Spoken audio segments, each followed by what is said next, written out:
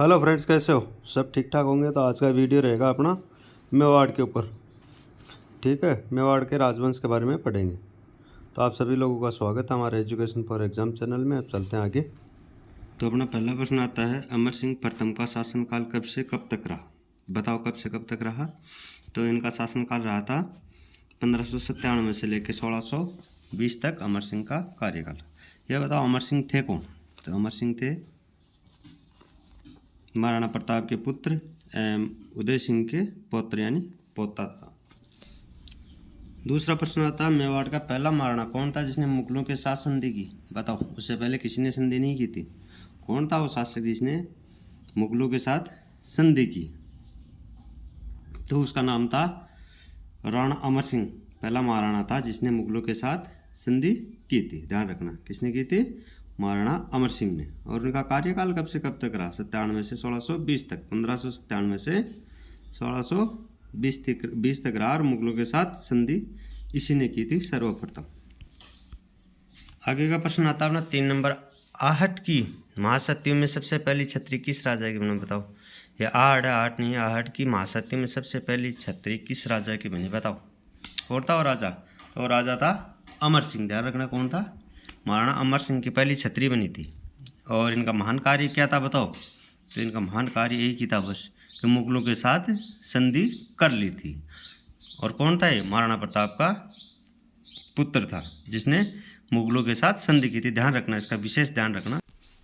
4 number है अपना, महाराणा करण सिंह के बारे में बताओ। जो करण सिंह थे उनके बारे में बताओ। तो हम बताते हैं, करण सिंह का शासनकाल 1620 से 1628 तक रहा, मतलब 8 साल तक रहे।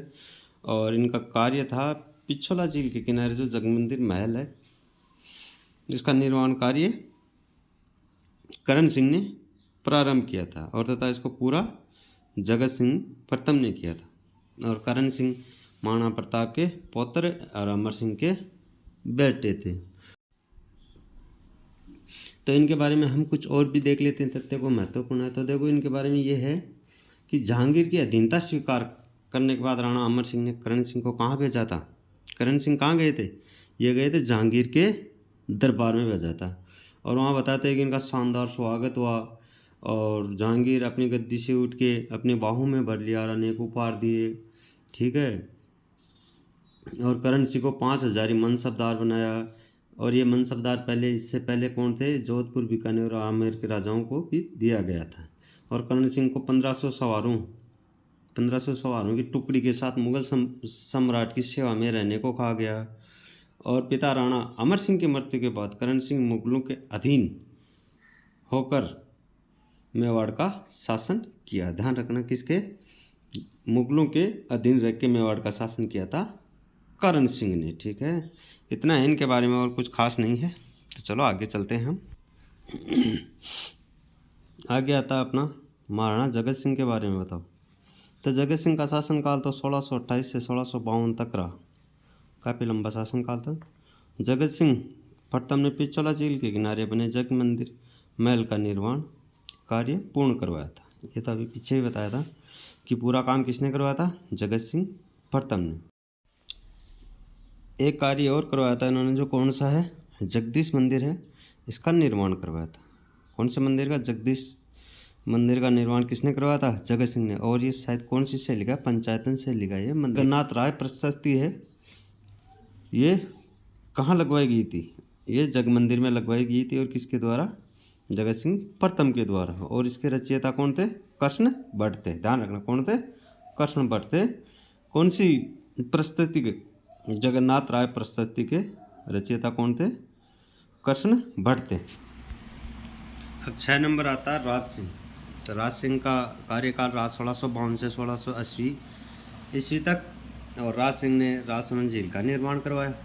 ध्यान रखना, किसने कराया था इसका? राजसमंद झील का राज सिंह ने। और इस झील को राज समुद्र के नाम से भी जाना जाता है। राज सिंह एक महान ईश्वर भक्त थे। ठीक है। तो इन्होंने द्वारिकाधीश और श्रीनाथ जी के मंदिरों का निर्माण भी करवाया। कौन कौन से मंदिर हुआ? द्वारिकाधीश और श्रीनाथ जी का। और बहुत मंदिरों का निर्माण करवाया था, पर ये राजसमंद में है ये मंदिर। और आगे बताते हैं आपको। राज सिंह ने न केवल कला प्रेमी, जन के चहते, वीर और दानी पुरुष थे, धर्मनिष्ठा प्रजा के पालक और बहुत कुशल शासन संचालन भी थे। राज सिंह के राज्यकाल के समय लोगों को उनकी दानवीरता के बारे में जानने का मौका मिला। ठीक है, बहुत बड़े दानी हुआ करते थे। उन्होंने कई बार सोने चांदी, अनमोल धातुएं, रत्न आदि का तुलादान भी करवाया और लोगों को सम्मानित भी किया था।